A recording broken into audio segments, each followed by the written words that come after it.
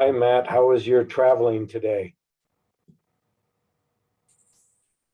It was good. Good day to drive and not much weather to contend with at all. So, and actually, surprisingly, not much road construction either. So, Where were you coming from? I was headed back from Grand Island, Nebraska. I had a workshop to conduct out there, and yeah, it was a good group of folks. It was a Main Street downtown organization, and they had not met in person in quite some time, and folks were happy to be able to get back together with one another. So Great. And your office is in, I'm actually in Cheyenne, right? and Fort Collins the rest of the week. So Okay.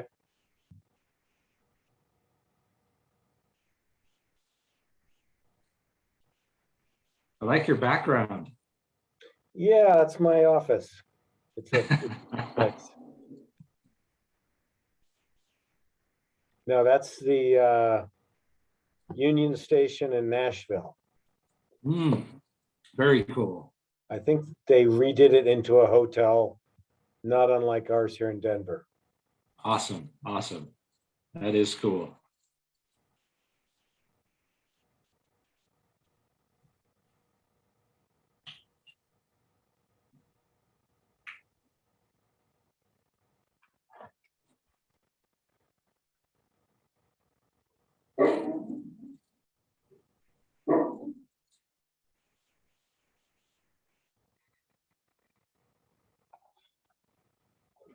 Somebody's got a dog.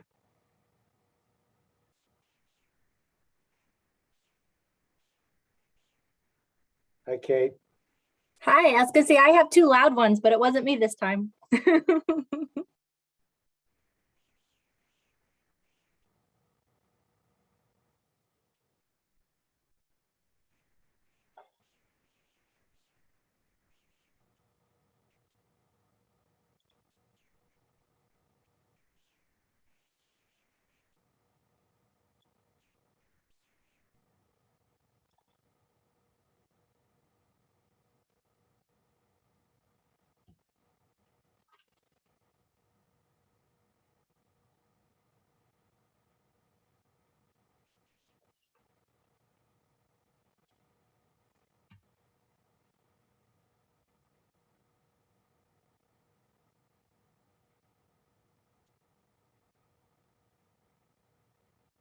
It's after 6, but we're still waiting on a few that I believe are going to be here.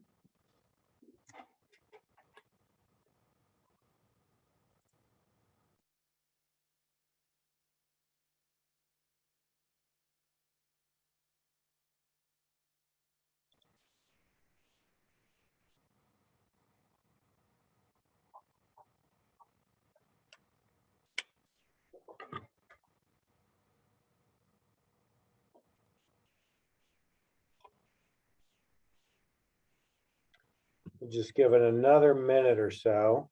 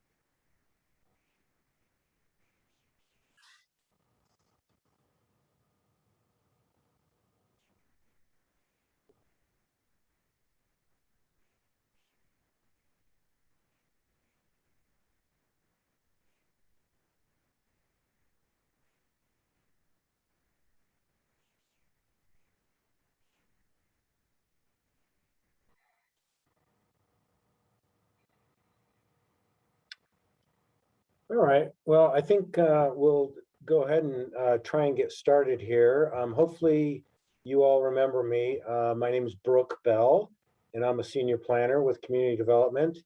Wade is not here this evening. He's out of town on a much needed vacation. And so I'm going to be helping to facilitate tonight. Chris Brewster from Gould Evans also had another engagement tonight. So Matt Ashby, representing the Gould Evans team, is also going to be facilitating tonight. And we are going to continue our parking discussion. And actually, I'm glad there's a few more people here tonight. At our last meeting, we had a pretty good discussion on parking, and we will definitely get into that as our second agenda item. But before we do that, Christine Brinker has a presentation on electric vehicles and infrastructure and preparing for them and how it relates to parking. And so we'll get into that. And then after that, we'll continue our parking discussion from last meeting. And I'm hoping that some of the folks who weren't there at our last meeting get a chance to chime in.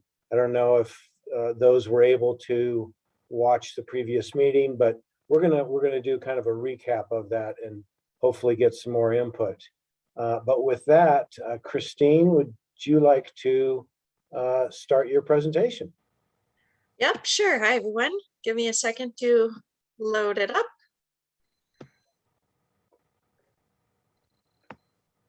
Okay, and hold on, there we go. You can see that, right? Yes. Okay, so I stole a handful of slides from all these folks at the bottom who are experts on this stuff and have been working on it for quite a while. And I think we can kind of borrow the best of the best from all the progress that's been made. And it certainly relates to our discussions on parking. We want to consider some EV infrastructure requirements while we're thinking about parking so that we don't get situations like this. And this is a trend in a whole lot of different communities across Colorado to set up to require new parking lots and new single family dwelling to put in the wiring, at least the wiring for a future EV charging. And so here's a handful of the cities that have adopted it or in the progress of adopting some of these EV ready regulations. And I think there's more. These are just the ones that I happen to hear about. But as you can see, there's a whole bunch of them. So that's why we're talking about it. That's why we're here in Inglewood. We would be in good company considering this. A quick note about EVs. Almost every single major manufacturer has EVs ready and are planning to switch over a significant portion of their fleet in the next 3 to 5 years. Sales are growing, tripling every year. There's more than 1 million on the road. There's more than 40 models of EVs. So it's something that is no longer in the future. They're here, you could say. Most people are buying EVs now because they like the driving experience, how they're super duper fast, super duper quiet. Now the other kind of environmental benefits are secondary, although I happen to love those. The fuel efficiency, reduced greenhouse gas emissions, and so forth. They're also less expensive to drive, lower maintenance costs because they just have fewer working parts. So I assume most of you know all of that, but I just wanted to make sure we're all on the same page there. It's also shifting from, in the early days, being something that only more well-off people could afford. Now there are so many models available and so many used models available that it's now in the range of something everyone can afford, sometimes even cheaper than other similar used cars. And we have tons of incentives at the federal level, at the state level, at the utility level, to make these affordable for not just more well-off people, but for everyday folks, which is why we want to be considering it for sure here in Inglewood in a range of circumstances. And why do we want to consider this? In a minute, I'll kind of talk more about what we're actually talking about code-wise. But why we want to think about it is to make sure all of our homes and buildings and the parking next to them are future-proofed, are ready for people that are buying all these EVs. They're going to need a place to charge them. We don't want to stretch a cord out like in that first picture. And one of the main costs, I think, to consider is that it is way, way, way, way cheaper to put the wiring in when you're putting in the parking lot rather than having to rip up a parking lot later and put in wiring. It's here's a little bit of data for the data nerds, but you save about 2,000 to 4,500 each space if you're putting in EV ready wiring in the beginning instead of doing it later. It costs 4 to 6 times more to put in this EV infrastructure later. So catching it early, that's why we're here. That's why we're talking about this, to avoid homeowners or businesses having to rip up their parking lots or driveways or walls and stick this EV ready infrastructure in later. As far as what we're actually talking about, there's 3 levels, and they kind of have centered on this terminology. There's EV capable, which is just the raceway and extra space on the panel. No wiring or anything, but just the space so you can run it down when you want to. EV ready is basically that plus an outlet, and that's a 240 outlet, which is what we call a dryer outlet. And then EV installed is the actual charging station, level 2 charging station. And so most of those cities have some combination of requirements for these. And that's a picture of what we're actually talking about, essentially just a plug in a parking lot. Some jurisdictions are putting it into their building codes. Some are putting it into their planning and zoning codes. I would suggest we consider putting it in our UDC instead of our building code, because we're talking about parking here. The building codes don't get as much into parking requirements. Second of all, we're here because we want our UDC to express the preferences of our community, whereas the building codes tend to deal with just health and safety, plain and simple. Third, they're not exactly a perfect fit for building codes because they're not exactly a building load. They don't have, they're not exactly within the building itself. And finally, it allows us, if we put it in the planning and zoning code, to vet it here, to talk through exactly what would be the best level, the best combination of options for Inglewood. Whereas at the building codes, how it's typically worked in Inglewood is the building department presents the latest model code and they adopt it straight, typically without any amendments.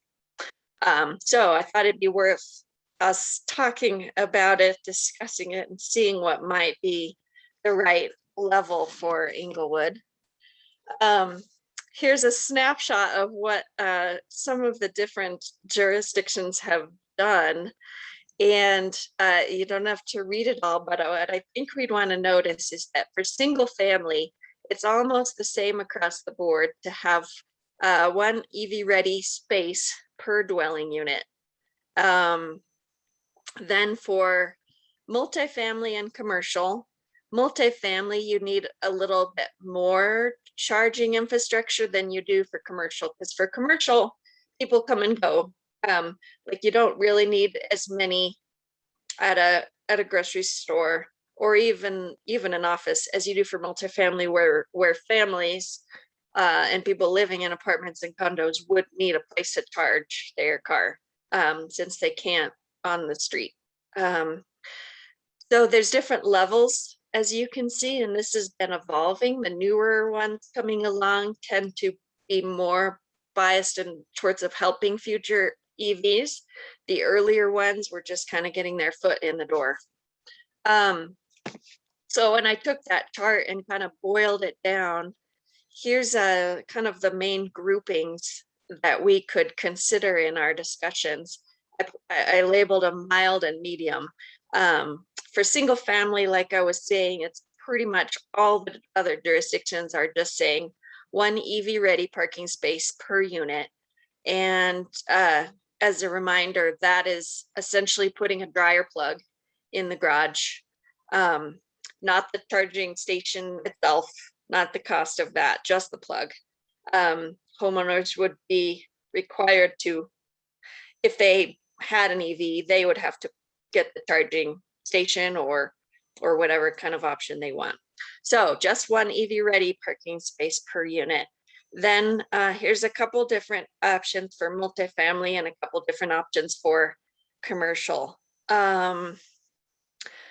The mild option for multifamily, 2 EV installed spaces, so actual chargers, and then 20% of the remaining spaces are EV ready, so they would have a plug.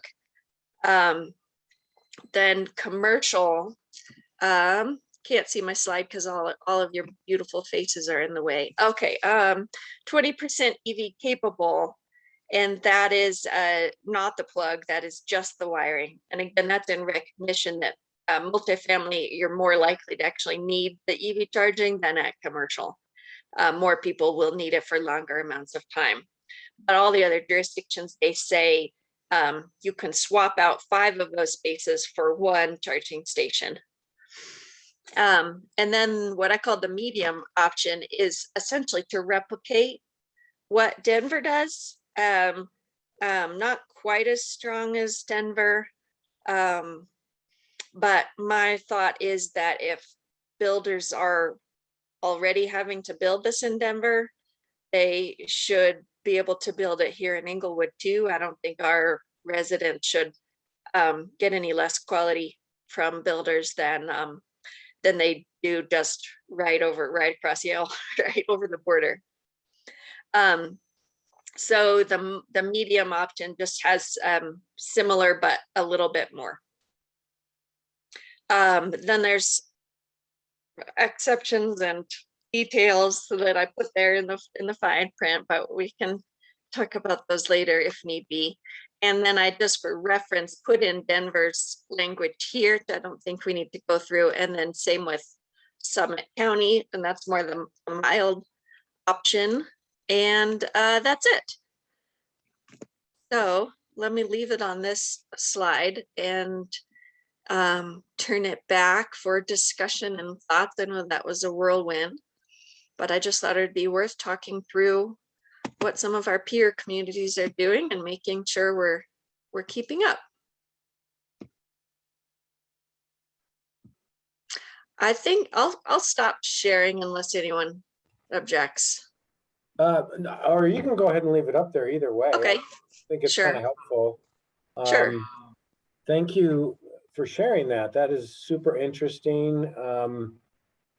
The only time I've really noticed these spaces a lot is they tend to be closer in on some parking lots, like for shopping malls, or they are often branded by Tesla. But it's very, very interesting. So we definitely have some time for questions or comments on the presentation. Does anybody have any questions or comments? Judy? So when it comes to single family residential, I guess I'm a little bit concerned about talking about electrical building code requirements in the zoning code, but I'll leave that to staff to tell me whether that makes sense. I'm just concerned. We had an issue when I was on the housing authority where fire suppression in single family homes, meaning sprinkler systems, were required by the new building code. And most municipalities accepted the building code as written, except for the fire suppression, because the cost for building and including a fire suppression system was significant. It was $2.50. And I understand electrical. This is not the same cost, but I want to make sure we're very clear, because when the housing authority went to build some affordable housing here, it came to light that we were the only ones requiring fire suppression, and the cost put us in a position where we were going to be priced out of being able to build that. So I'm just very, very, I mean, EV, capable is really just making sure that you meet probably what standard electrical codes are now. I don't think we're crossing any lines, but you start getting into these higher ones. And then if we're talking about public parking, which I don't know if we are, where, we're trying to do shared parking and that kind of stuff.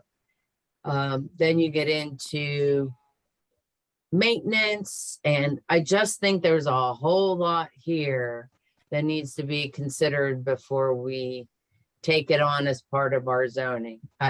That's just mine. I think that there are some unintended consequences that we need to be careful about, and we don't want people to have to, we don't want to have to keep updating zoning because our building codes change or don't change. And I just want us to be very careful there.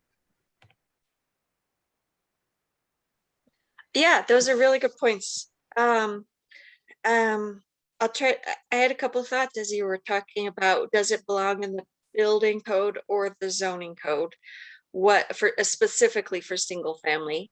I've seen a handful of jurisdictions that put the residential part in the building code and the commercial and multifamily part in the zoning code. So that is one way to do it.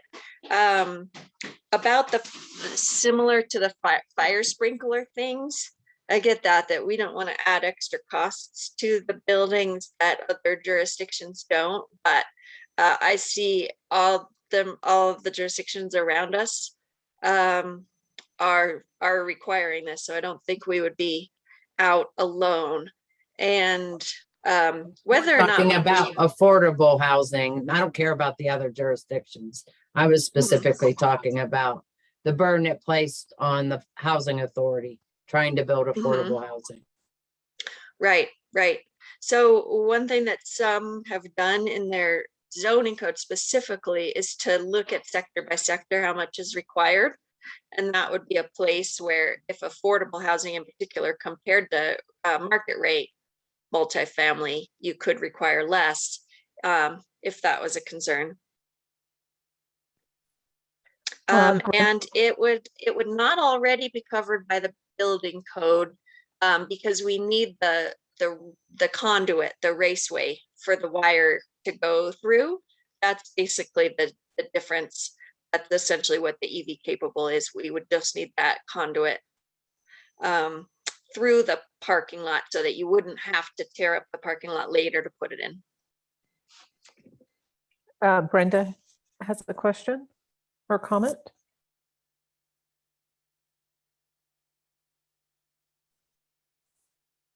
Brenda, we can't hear you. I was double muted. Is that better? Yes, now I can hear you. Thank you. I guess I just have a lot of questions as to the requirement for 220 volt or what a lot of people do in their homes is just, you can buy a Tesla comes with an adapter. So you can just plug it in your wall. So I guess I'm confused about single residents. Do we require them to have a space where they can plug it in? Or are we requiring that they do something electrical with their breakers and make sure that they have 220? Because that is like a hot tub breaker. And a lot of people do forego getting a hot tub because of that one extra breaker. So I guess I'd like to see what Denver is really mandating, if it's just a space or what. And otherwise, I think it's a great idea. I think I'm going to do it for my place. I'm glad you brought it up. Mhm. Oh, I have Okay. one more question. Whoops. I forgot what it was. Let's go ahead. I forgot my other question. Go ahead. Are you sure? We can come back to you. Kate Townley. I have a few half-baked thoughts. I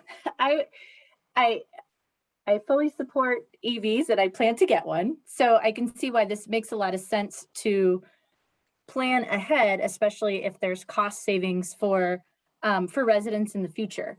I guess one of the things in considering like the one EV space per house is sort of like, then we're still, it's single family. I realize that's different in the code now. I believe there's requirements to have off-street parking for any new construction, but are we still saying then you should have a car and you should have an electric car? You know what I mean? Like, what additional problem are we solving then by basically saying you should still have a parking space and that parking space should be for an EV? I'm just kind of grappling with that. Or is it still kind of like, is it solving a parking problem or not? And then I guess, I was totally lost my thought on the other one. So I'll just leave it at that I appreciate the idea of it. And I think it's a really good thing to be considering, whether it's in the building code or whether it's in the zoning code. But I think it's also important to think about how much, address the whole parking issue, and then how much of that should be EV parking. So we're reducing congestion, reducing greenhouse gas emissions and things like that. So tackling multiple issues. Okay, Jill. Hi, so a couple of thoughts. One is 100% on board with doing whatever can be done to promote EV car usage, and also hoping that that is the future use, like that is what cars will be in the future. So we do need to address that now, otherwise we're in trouble later. But so with like the large parking areas, I think like this at a minimum should be required. For the single family homes, I'm assuming, it's a question, I guess I'm assuming this is new builds only, in which case I guess I don't, understanding kind of the new builds that do happen with single family homes, this, I don't know why we wouldn't do it. I don't see a reason why to not do that. And then with the affordable family, I think if it's possible to write in some possible exemptions, if that is a barrier to the affordable housing costs, then if that's possible, then I think that would make sense. And I have a question too about the fire code. Like I got the impression that that Inglewood has a different code around that than others. And why is that? And can that be changed? Just brainstorming that. They changed it because of the problem it caused. It's no longer a problem. I'm just bringing it up that when you, two things. One, convoluting building code and zoning code. I just want us to be very careful. And it was just an example of where something that makes sense, like fire suppression in single family homes, created such a burdensome cost on affordable housing, and it wasn't well thought out. So we were, on the housing authority, able to go back and talk to city council and talk to the building code people and exempt adopt the building code as written with the exemption for the fire suppression, and it was able to be taken care of. But my point being is we need to be careful about cost burden that we're putting on affordable housing, and whether or not we're conflating building code and zoning code. And I just want to be really careful about that. Okay, Bernie? Yeah, I agree with a lot of the comments. Just to clarify what Denver does, especially for single family construction, meaning single family, and it's only a requirement for new construction. I do believe it is a requirement if you build a new garage. It is not a requirement if you are going in and doing a remodel to the interior of your house. They're not requiring you to add that. So, in a lot of cases, it's if you are doing work to your house and your current electric panel box does not support that, that's part of the decision that you're making. And some people, along with changing out where their electric panel drop is and sometimes going underground, assume that cost and review that cost as part of the construction, but it's not required. It is required, and it's reviewed by the building plan reviewer and inspected by the building department for new construction, and it is one per unit. Not that, if anybody's interested, the cost is about $1,000 per home.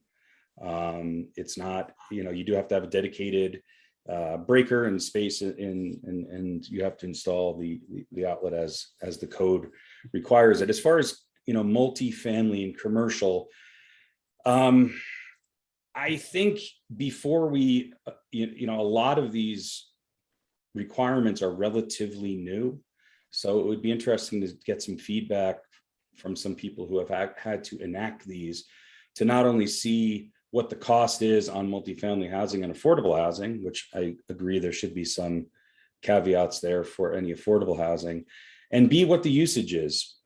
2% of all cars today are electric. I realize that's going to go up, and hopefully that's the case, but there is some cost involved, especially as you move into public parking and things of that nature. So those are my thoughts. Okay, Christine?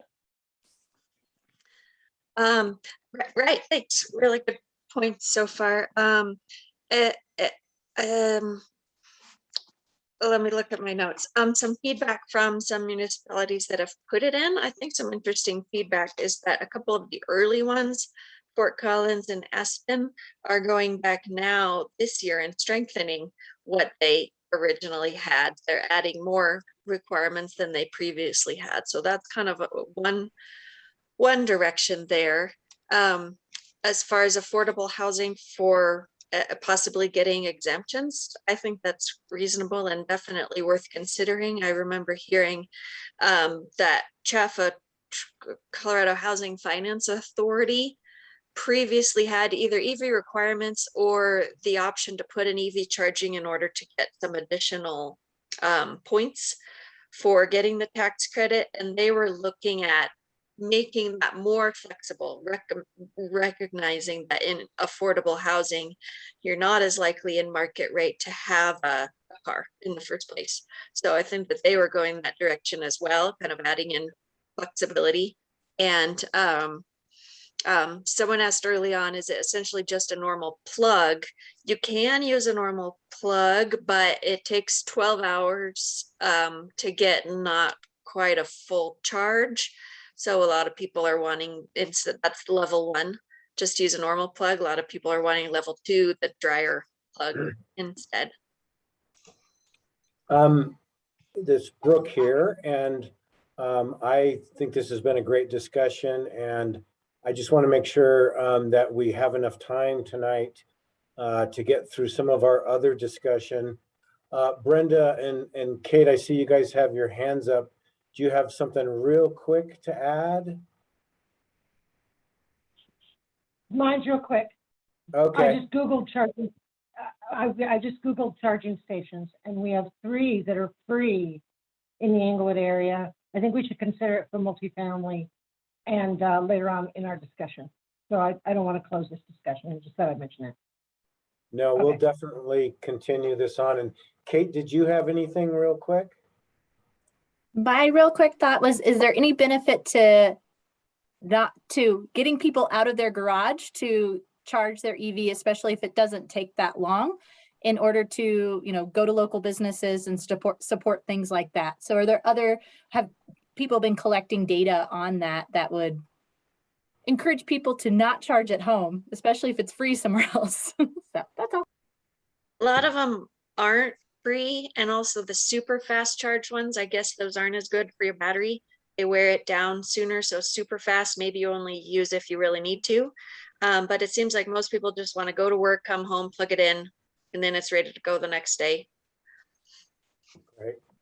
Well, thank you so much. That's a very interesting topic. And when we get into the meat of our code rewrite, we're certainly going to have to hit on this again. So thanks, everybody. Well, with that said, I think we'll move on to our second agenda item. We are going to try and get everybody out of here by 8 tonight, or earlier, but we'll see. And so, Matt, would you like to kind of recap some of the discussion from our last steering committee meeting and cover a little bit of new ground tonight? Yes, that sounds good. Let me go ahead and share my screen.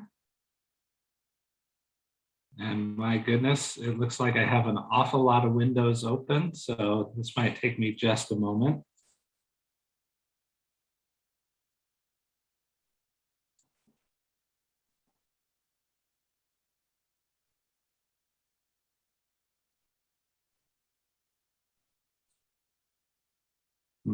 There we go.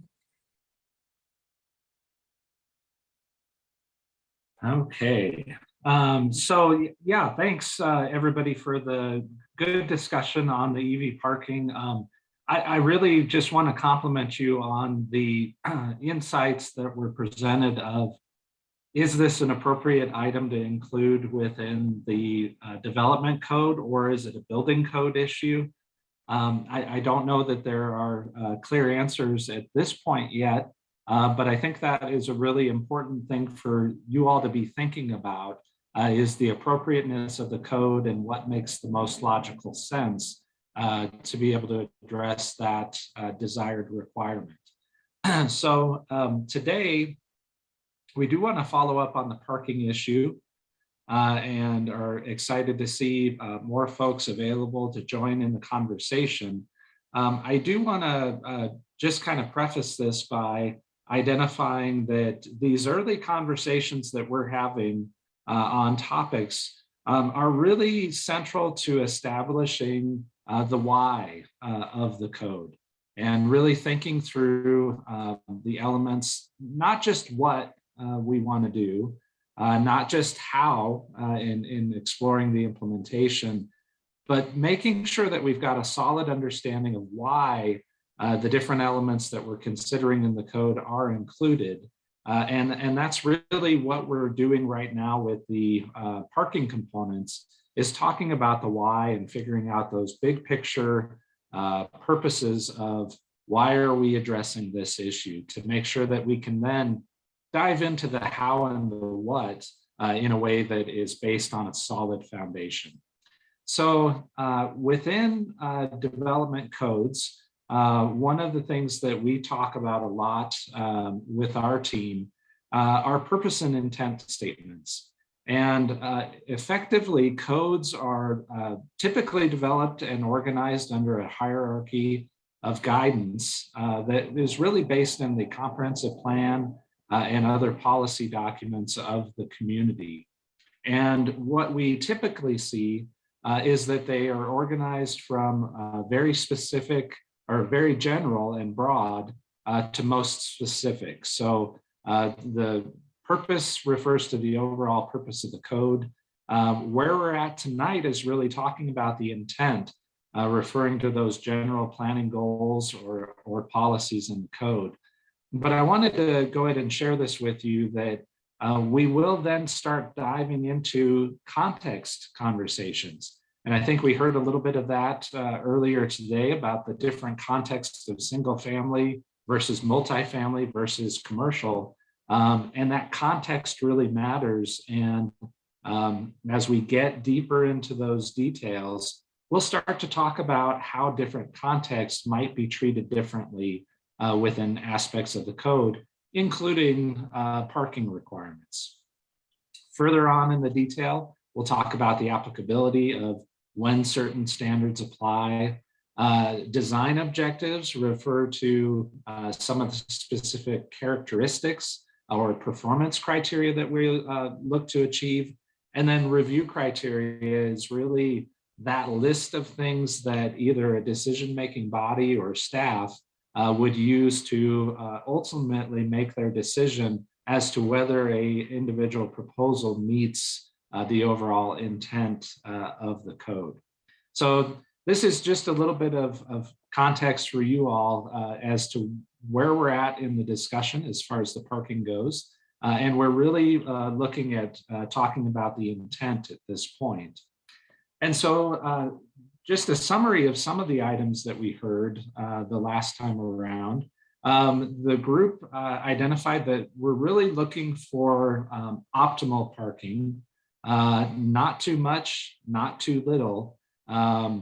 Still want to be looking at preparing for an increasing multimodal future. So that means that we're preparing for transit, preparing for EVs, driverless cars. I think we're already doing a fair amount with walking and biking, but making sure that any new elements are also included in the code.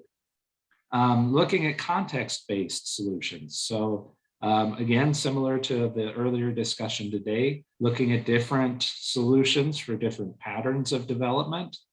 Also looking to mitigate impacts on the community and the environment, and really trying to address concerns through different means of design. So that could be through landscaping or buffering, screening, things like that.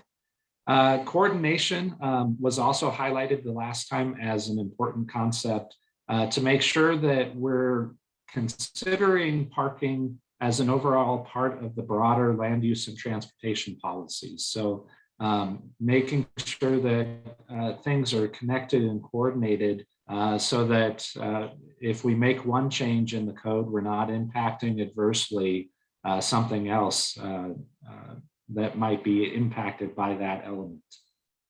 And then finally, flexibility.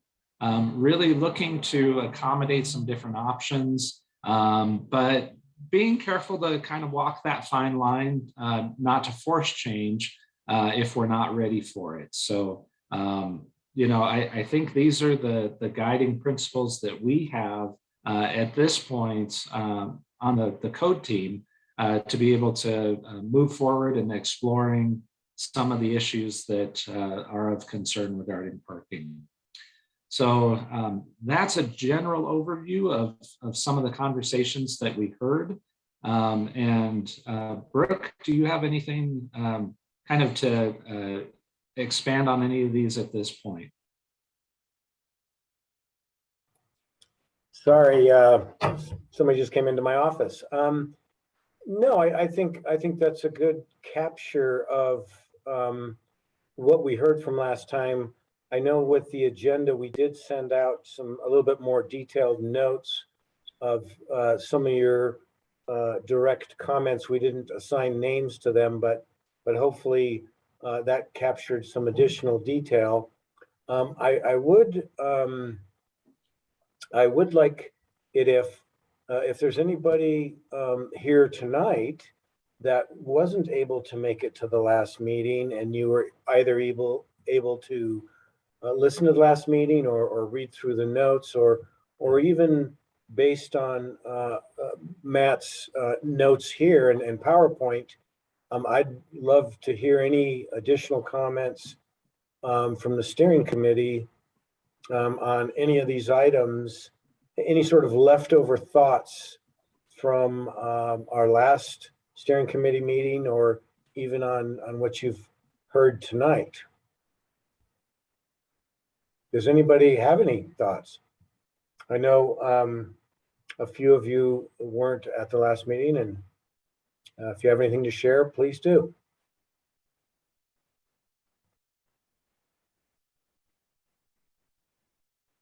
Huh. Okay. I can jump in. I was not at the last meeting and I apologize. It's in my busiest time Okay. of work, so I didn't even get a chance to listen and catch up. But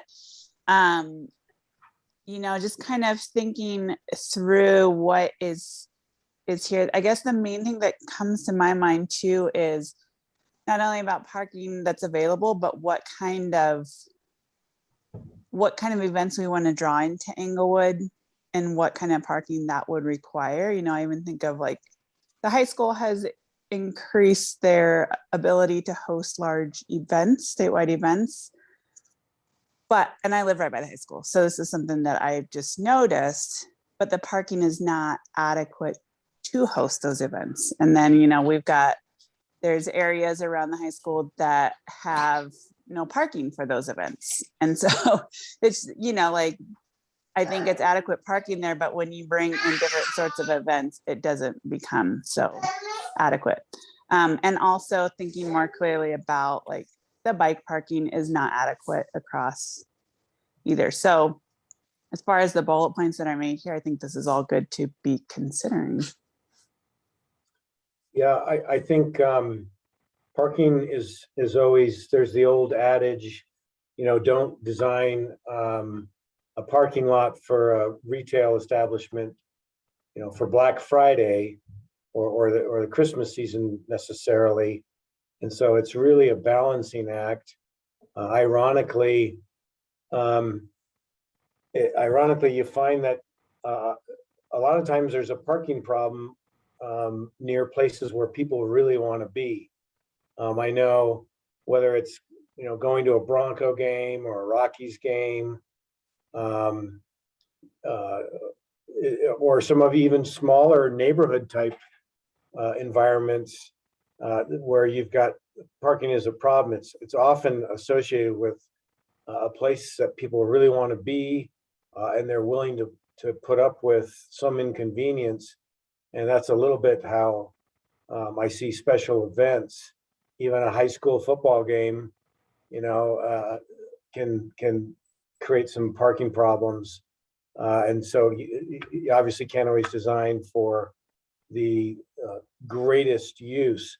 So I think there's a balance there. And I think there's probably also some, shared arrangements where you have, peak usages at different times. But yeah, that's a really good observation of how do you accommodate, we've had the block party here in Englewood the last number of years. How do you accommodate those situations? So that's a great point. Brenda?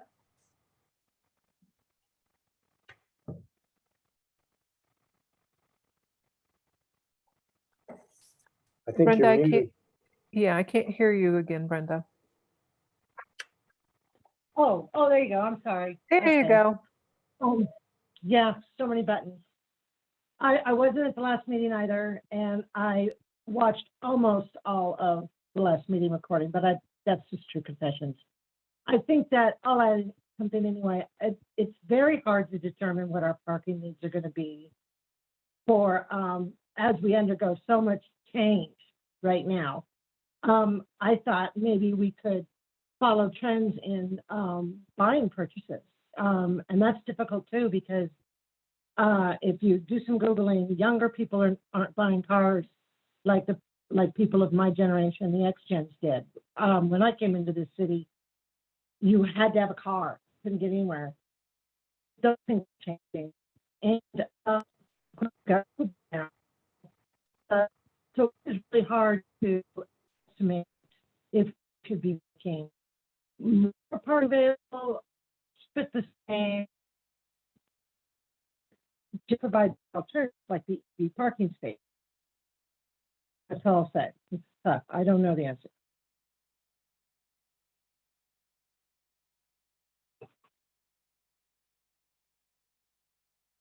Does anybody know what, I'm looking at light vehicle retail sales in the United States from 1976 to 2020, and in the past year, and I guess it's because of COVID, sales have really fallen off. And then we don't know RTD ridership because of COVID, which would be helpful, I think. Kate Townley? I did not have a chance to watch the last meeting. I was able to look through some of the slides. So yeah, I'm not fully up to speed.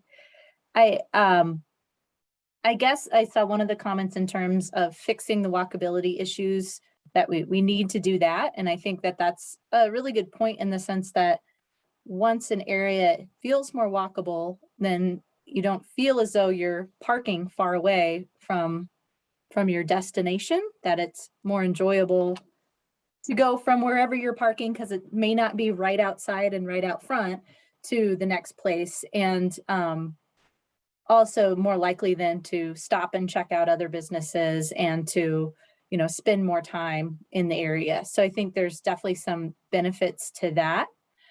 I also just wonder too, what are our options by reducing, the parking minimums, and what we can get out of that. And I appreciate it, like the dollar amounts and things like that. Like, parking isn't free, someone's paying for it. And then there's other costs in terms of, that is paved land, and there's more stormwater runoff. There's other issues that can come from having more of that pavement. So by getting rid of, or by reducing parking minimums, are we able to balance that out a little bit more with increasing landscaping requirements or stormwater requirements, or instead of just saying, here's more building space? Because is that, if we want to reduce parking for these reasons, what else do we want out of it? And how can we think about that at the same time? Noel? Changes to parking requirements in the UDC isn't really a responsive tool. It's kind of like changing the direction of a large boat. I think we need to be looking, where do we want things to be in 10 years? Because in doing this rewrite, we really are trying to steer, trying to set direction on what we want the city to do. So around parking, as we talk about this, what do we want to be doing 10 years out? And then really important to that is, what is the true cost of parking? Not just the cost of the space, the cost of the pollution, all of those things are critical. I really like the idea of unbundled parking that was mentioned 2 weeks ago. I thought that's something definitely worth exploring. Anytime you give something out for free, it's assumed to have no value, when really there's someone's paying the cost somewhere. Part of that, I think, is these, large multifamily residential, where you see all of the cars parked out on the street because no one wants to pay the property company to park inside. They're essentially getting free parking. So we keep talking about shrinking how much parking is available, and they say, well, no one needs the parking. Well, that's because Englewood and their neighbors are providing them with that for free. So yeah, just identifying what are these costs and how can we use those costs to encourage things in the direction we want to go. Andy, were you just agreeing with Noel, or did you want to speak? I was agreeing, but I'll just add that I did get a chance to speak last time, so I'm interested in hearing a lot more about what other people are saying. But what wasn't represented on this slide is, I think, the opportunity cost that we're losing out on, that we're not able to build certain types of, people aren't able to build certain types of housing or provide potentially more density in some key areas where we want it, because the parking requirements are limiting a lot of that and what building types we can really fit in. We are giving up a lot, and I don't see that trade-off represented on this slide necessarily. I I wanted to add something to Noel's comments, and that is, yes, we really do need to be thinking long-term. We have a requirement in our current zoning code, actually, for detached walks. And obviously, development is at a pretty good pace right now, but it's certainly incremental, and we are, you know, pretty much a fully built out community. So we often struggle, and this is a walkability issue, but you could, you know, apply it to a lot of different issues. Is we'll struggle if somebody's developing 50 feet or 100 feet on a 600-foot long block. Do we require them to detach the walk in front of their property, but then transition back to an attached walk? And I don't want to talk too much about walkability because we're talking about parking, but as you guys have all mentioned, the two are tied in. But if we look, you know, over a longer period, you know, the hope is, I shouldn't say the hope, but redevelopment will happen, and there are some tools to you know, bank money for future improvements and do larger areas. So there is some opportunities, but it is, I think, good for us to consider that we are a pretty much fully built out city, and we can't fix everything at once, and it will be incremental.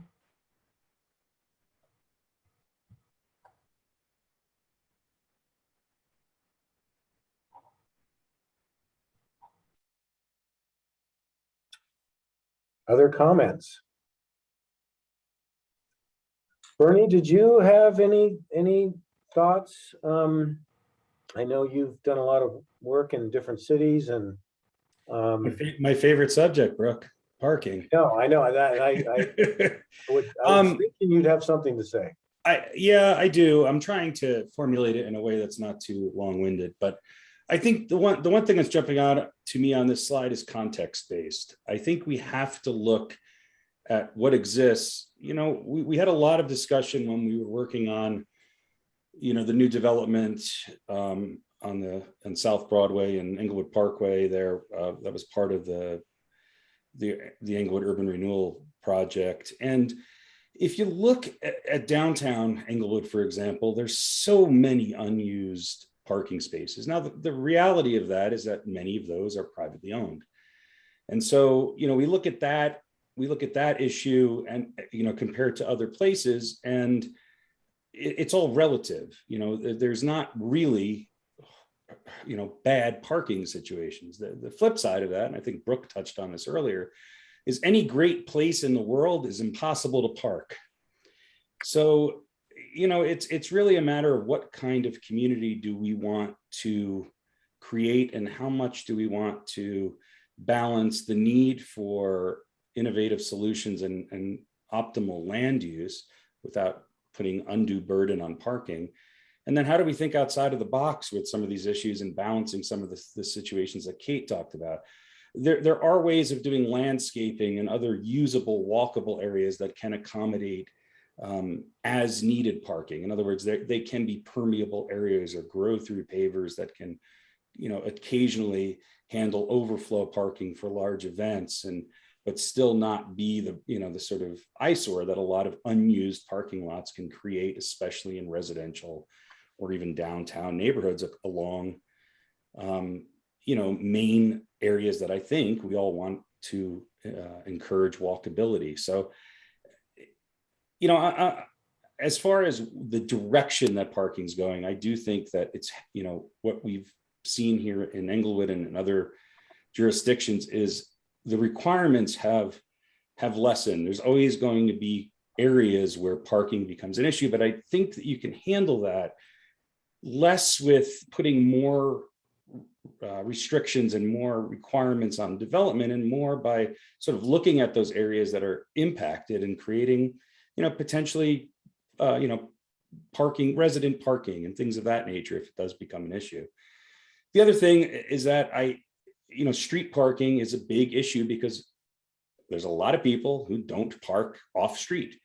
And so we can require all the off-street parking we want, but there's still, for whatever reason, a good amount of people who don't park off-street. And I think some of that has to do with tying in with the alley realities that we're dealing with in the city. So parking is tied into not only the walkability issue, but I think it's tied into our overall infrastructure issue.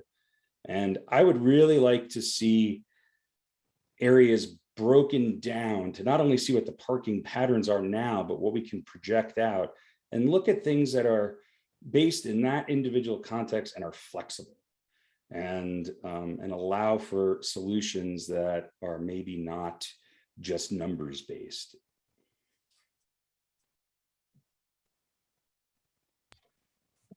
Matt, I've seen you come off mute a couple of times. Did you want to interject before Brenda? Yeah, thank you. The way my screen is sharing, I'm not sure I'm able to put my hand up, but yeah, I think Bernie raised a really good point here that specifically with parking, sometimes it's not just the requirements of what you require of developers, but it's also the overall management strategy of how you manage the resource that you do have in kind of achieving the goals of addressing those events or generating turnover. Those are all based on management strategies in addition to the specific requirements as far as the developer requirements as well. So I think that's a really good insight that may take this issue again into that multifaceted zone of things we can do with the development regulations, but also we need to be considering things that are done through the management strategies. Brenda? I have a question, and that is, that question is to Andy, I guess, because it's about context based. Would your plan of attack then might be a different solution by neighborhood, such as some of the neighborhoods that our city is working on identifying right now?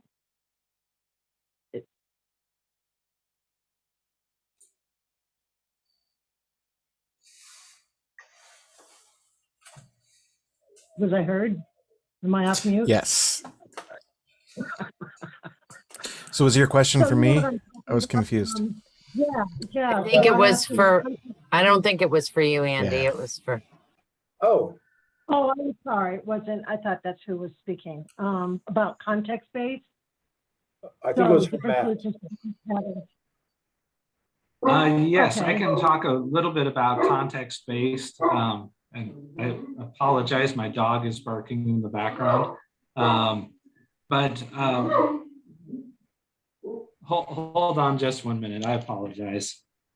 All right, it's okay. Okay. So the context-based solution is really important because the one picture that comes to mind is the old school hardware store where you've got like a Main Street type building, and then you juxtapose that with a Home Depot type building. My apologies.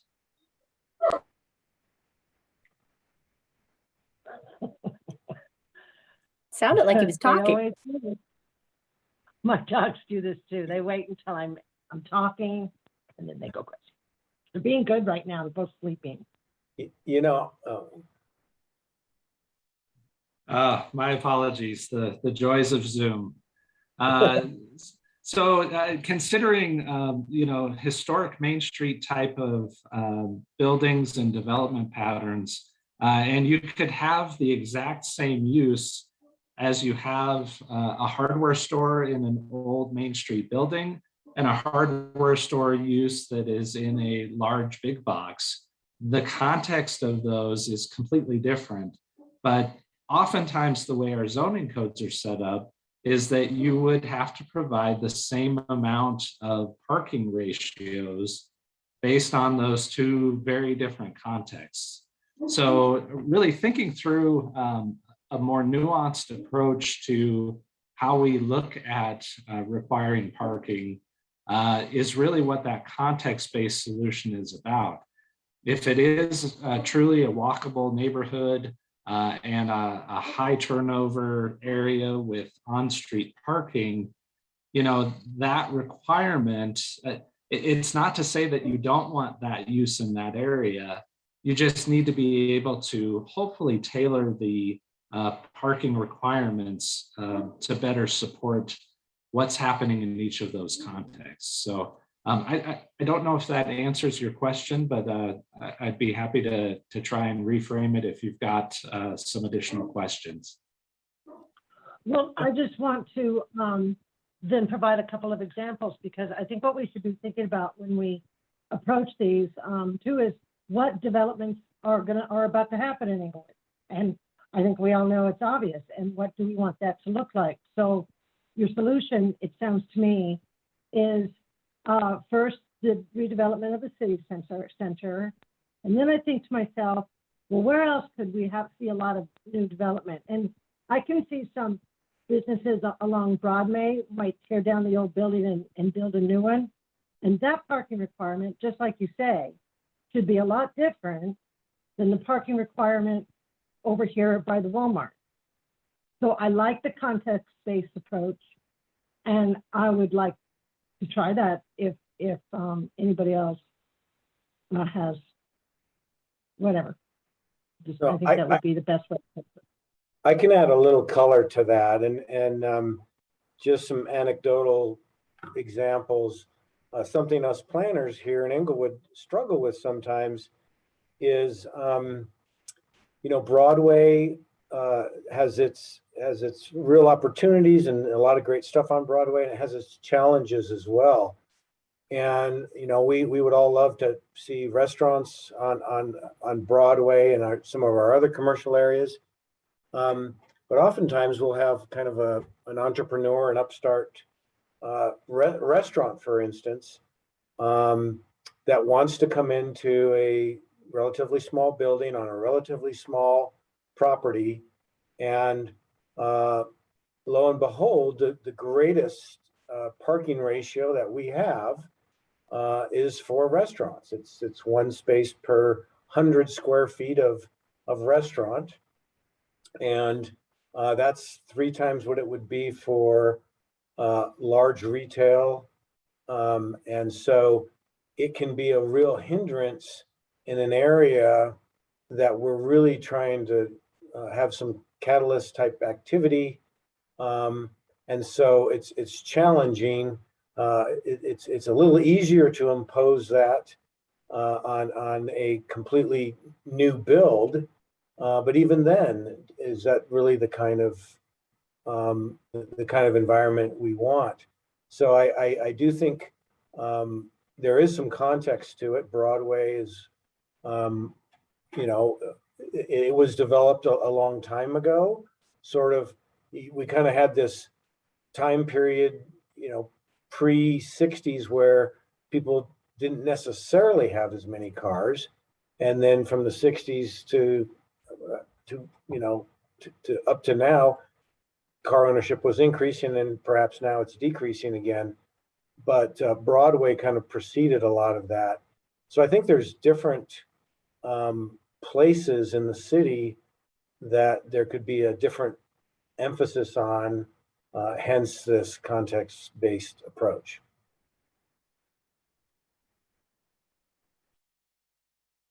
Other thoughts? Noel, and then Kate. Just your example of, you know, a small restaurant. One thing I don't see as much of in the Denver metro area are walk-up windows for takeout food, or restaurants that are, you know, about 200 square feet inside where you can just literally walk up and order, and there's no seating. So, you know, not to take us back to the previous conversation about EVs, but the more what I took away from that is unintended consequences. You know, requiring parking for restaurants makes a lot of sense, but once we game through or see it in real life, you know, we want to start being more flexible. and figuring out how, let's not just account for what people have done for the last 20 years. If you've noticed a theme, let's look at what 10 years from now is going to be, or at least make a guess and go with it. So it's easier to tweak in that direction than it is to try and, pull things entirely in that direction later.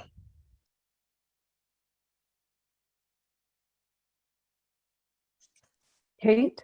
One of the things just in thinking about context or urban design and walkability is also where the parking's located and whether it's, Broadway's pretty well covered, but in some of these areas that are going to be likely to be redeveloped, just reducing the amount of curb cuts that are within the, sidewalk area that would have more places where cars are coming in and out and creating more issues. So if we are having parking, that it's not if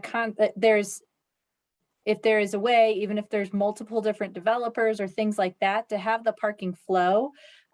We are lucky that we have a large parking lot that's publicly owned, like behind Broadway.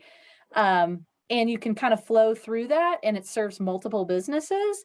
And I guess one of the things that's a personal pet peeve is when there's all of these small parking lots that don't connect to each other. There may be just a curb in between them and you lose a lot of space, you lose that opportunity, and then it creates more problems for people trying to walk on the sidewalk, getting from either their parking space to a business. So I think also taking some of those considerations into mind is just reducing curb cuts and allow more either sharing of parking behind businesses. Bernie? Yeah, Kate actually jumped on what I was going to talk about, particularly public shared parking. And I think sometimes maybe promoting parking or having signage that points people in the direction of the free public parking that's already there. I think we all want to see areas, the Main Street areas of Englewood, redeveloped. We want to see those small businesses go in there. We want to see parking lots turned into, community spaces. We want to see empty storefronts filled with new restaurants and small businesses. I think it's an expectation.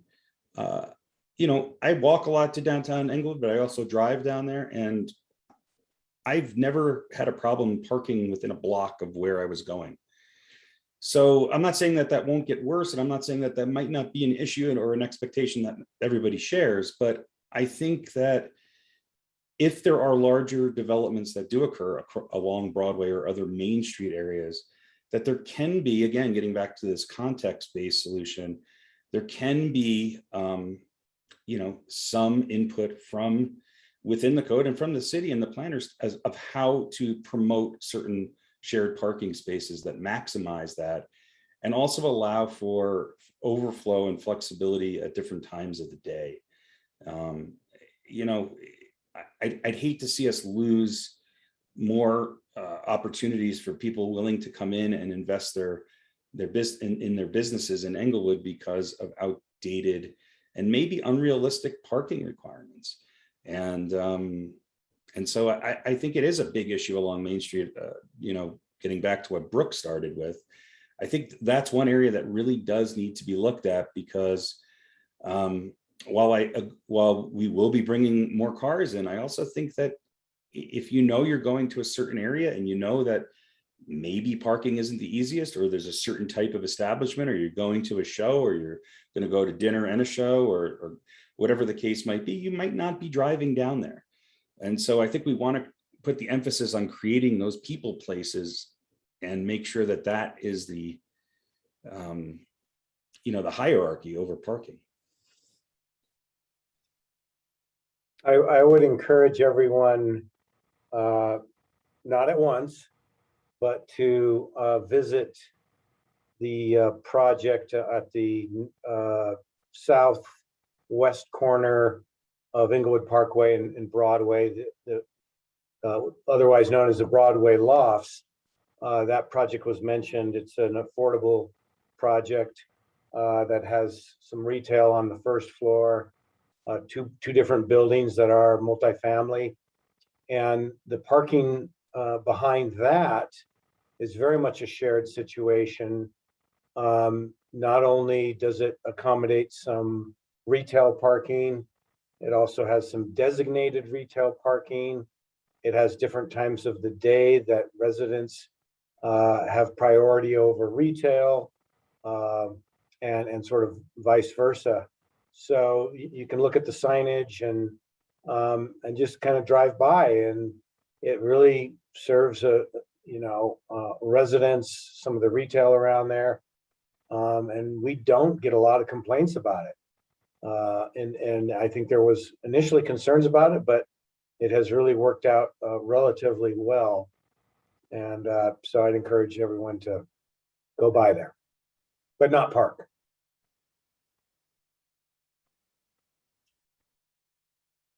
Any other thoughts? Brenda? Well, I guess we're not going to make any big decisions tonight or anything like that. I just had an idea towards getting to a solution.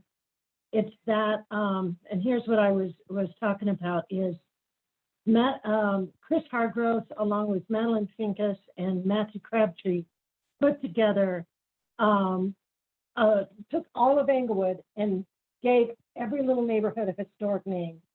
And why that matters or helps us at all, it's that if we were to do a context base, maybe we could go neighborhood by neighborhood, because we're talking about residential and retail, new developments. And like you said, every place is a little different. We need to consider, let's tackle the Broadway corridor and what's a hampering to, I know exactly what you're talking about, that little Chinese restaurant, the old burger joint can't serve burgers out their window. And when you tackle, for instance, the Englewood new development, I think I'd really like to see more park space there than a whole nother parking lot. Anyway, that's my thought about tackling this. And if you want to find the presentation about historic neighborhoods where they divide it all up, and it's really cute. You can look up your address and see what historic designation you have. It was in the city council meeting presented to them in the hybrid city council meeting of September 20th. There's an agenda packet in there. Anyway, it breaks down all the neighborhoods. I thought maybe we could, that might help us get through all of unified code too, neighborhood by neighborhood. Andy? Oops, sorry, Andy? While we're suggesting field trips, I would encourage people to look at some of the most generous parking requirements that we have, and then drive up and down Broadway or walk and notice the type of uses that proliferate. I mean, we have one of the most generous parking requirements for automobile sales and automobile pawnbrokers. That's the kind of use that we're encouraging right now with our parking code. And so I think we should just think a little more about whether that's really what we want all along that corridor.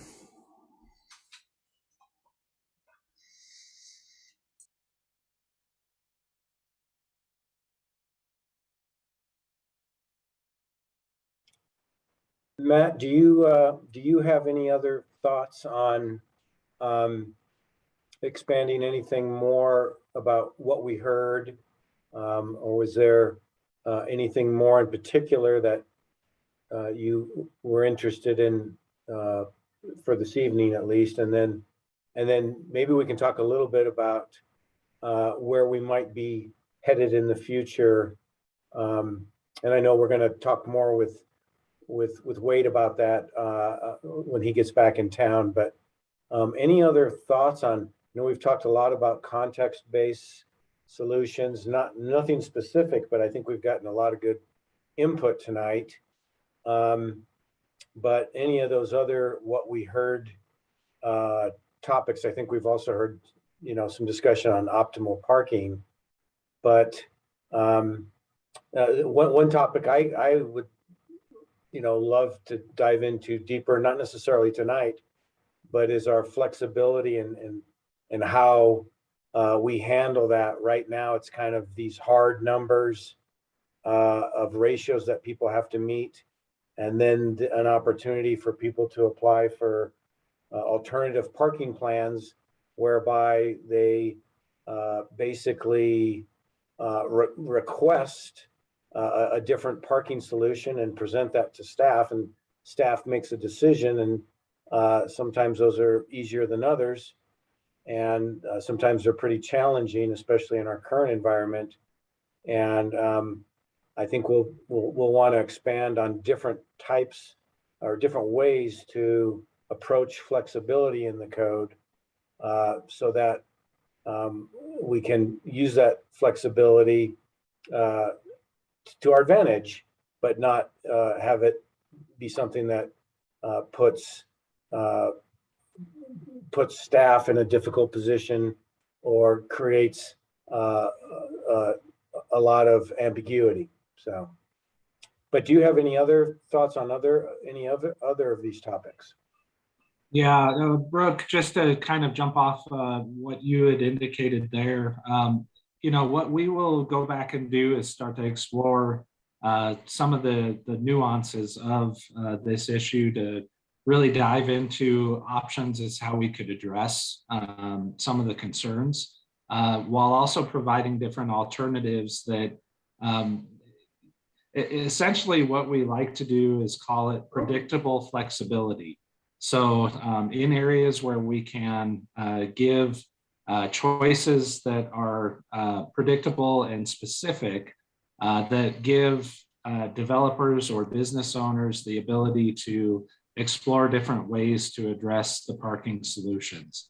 And what that helps to do is that creates predictability around flexibility, that allows us to get to a solution without necessarily kind of throwing away all the rule books. So that's one of the things that we'll be starting to dive into here shortly, as we look at specific how statements of how to implement these ideas that have been discussed today. Okay. Does anybody else have any thoughts on what we've discussed tonight, or questions? It looks like we might get out a little bit early, which is okay. I see a couple hands up. Yep, Christine. I am super impressed how you guys synthesized all of our discussion from the last time, which was all over the board, scattered lots of different opinions, and put it into this, which really makes sense and really seems like you captured what we were talking about. I'm impressed, so thanks. And Noel? This is a question, and it's about how easy it is for businesses to essentially lease parking spaces to other businesses, and whether there's liability concerns or otherwise. And what I think of as I drive by King Soopers right off of Broadway and the Parkway is that if it made, if it made sense for them, they would definitely lease out some of those parking spaces, whether it's only during certain parts of the day or otherwise. And then some of those massive just tracts of parking lot could be better used, because that parking lot is never full. So as my question is, are there liability issues or other things that stop that? Or is it just not worth enough money yet because parking isn't constrained enough? Well, to answer at least sort of the City of Inglewood side of that question, we do allow shared parking, and we have had situations where parking is leased, and we encourage shared parking. There's nothing better than having a school and a church right next to each other, where there's hardly ever school on Sundays, and churches have their certain times. So we certainly encourage it. The difficulty comes in to sort of the permanence of that parking. And when somebody, let's say a new development, wanted to reduce their parking and lease parking from a nearby property, unless those are owned by the same entity, there's no guarantee that parking will remain in perpetuity. And so that's one of the challenges is what if that lease, leasing of spaces or contract changes down the road and potentially you've lost that available parking. We talked with one developer about doing something like that, but potentially, rather than leasing, sort of condominiumizing parking, whereby a property owner of a parking garage might basically sell, like you would a condominium, parking spaces to a nearby developer. But I think there's probably ways around that. I think at its core, it can be workable.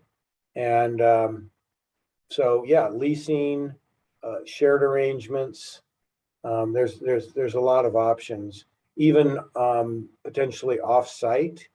If somebody, you see this in some locations where parking may be located not on the same site, maybe in a remote parking area that is still owned by the same person that or the same entity that is in a different location that it serves. But yeah, that's I think exploring all those options is important. Ideally, you get a situation where it's really beneficial, and we definitely do have some situations where there is leased parking, and oftentimes it's a pretty longer term lease where we can tell that both of the signers on that lease are serious, that it's not just something to get around the parking code.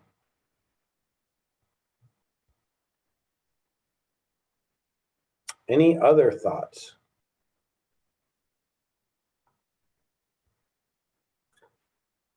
Okay, well, I think it's been a productive conversation tonight, and we'll wade in on the discussion and be sending out the agenda for our next meeting, which I believe will be the 19th, if I'm correct, Nancy. And we look forward to it.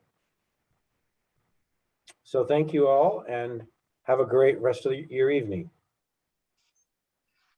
Thank you Thank all. you all. Thanks for presenting, Christine. Thank you.